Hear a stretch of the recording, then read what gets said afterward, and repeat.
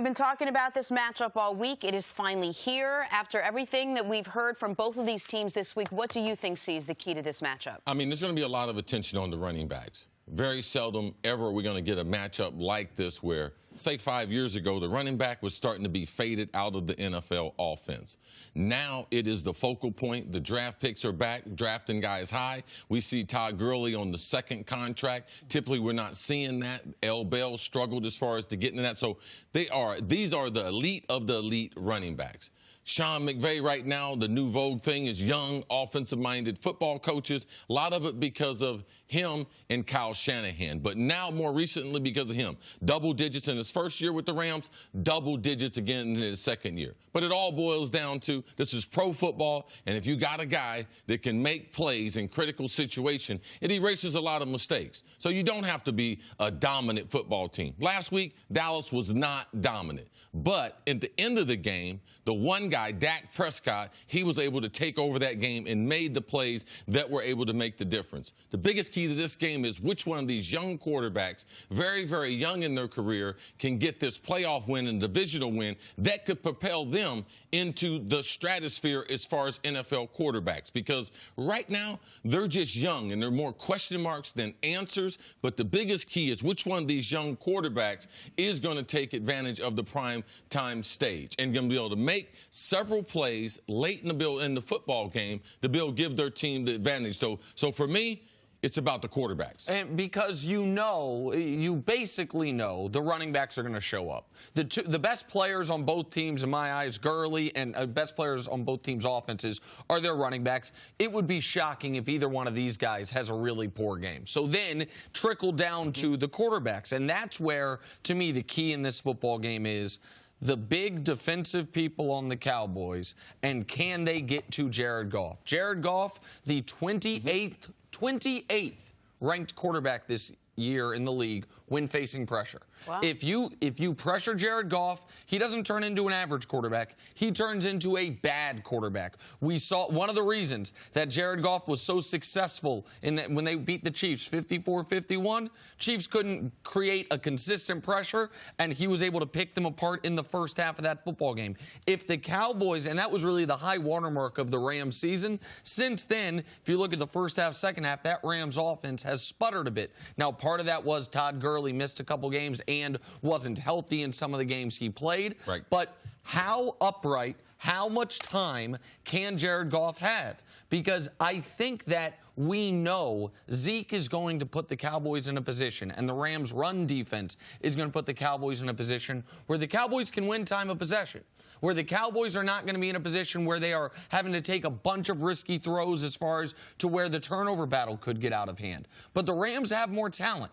The Rams, if the quarterback plays well, should be able to put up 28-plus points. They're averaging just around 32 points per game. Even if you're shy of that, should be able to put those points up if Goff is not pressured and if Goff plays well.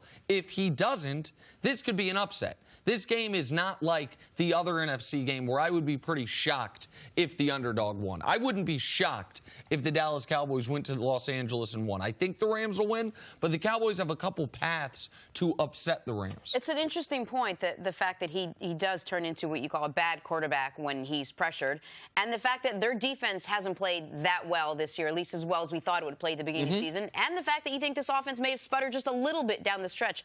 This is a team that still won 13 games this season, that still found a way at the end of it to keep it all together.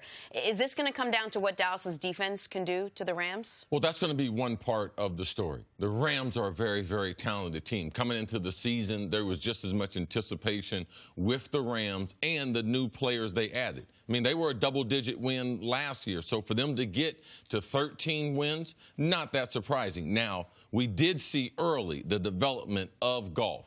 But later on, he kind of came backwards a little bit, but that was based on a number of injuries, lost Cooper Kupp, and then also Todd Gurley. We knew that he was favoring that knee. Even before they reported he was having some knee problem, it was fairly obvious as far as his performance. Dallas's D does have an opportunity in this game to be able to create some turnovers to make the game easier for Dak. There's a style for which the Cowboys, when they are playing that style, they can win. And it is very, very physical on defense, very, very young, running to the ball, playing with a lot of enthusiasm. Dak Prescott handing the ball to his best friend Ezekiel Elliott and making about 5 plays. Amari Cooper having 85 to 110 yards in the passing game, and that's been enough for the Cowboys to be able to win. So that defense, Jenna, that the Cowboys are going to play with these young players, it is very important that they're able to play well, and especially early.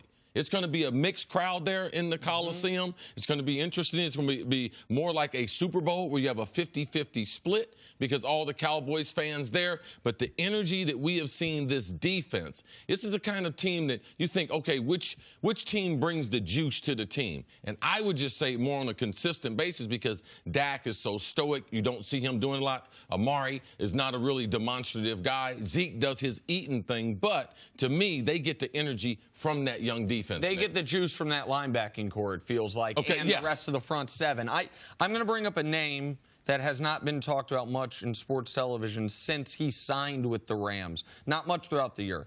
Ndamukong Suh. Ndamukong Suh, this is the biggest game he's ever played in. He's played in 3 career playoff games, all in the wild card round. He's never been on a team that we thought was a legitimate Super Bowl contender. Made the playoffs a couple times in Detroit, the 10-win team in Miami he was a part of. So he's never played in a game with these stakes. He also, I think it's fair to say, has been disappointing this year. When the Rams' run defense is that bad and Ndamukong Suh is playing as many snaps as he is up the middle of that defense, part of that falls on him, and his pressures numbers fell down considerably, even though his defensive line mate's the one getting double teamed, and Aaron Donald. Ndamukong Suh had a better matchup this season than he's ever had in his career, couldn't take advantage. He has been good in his 3 career playoff games. In his 3 career playoff games, 3.5 sacks, a couple forced fumbles, 5 TFLs and 5 more quarterback hits.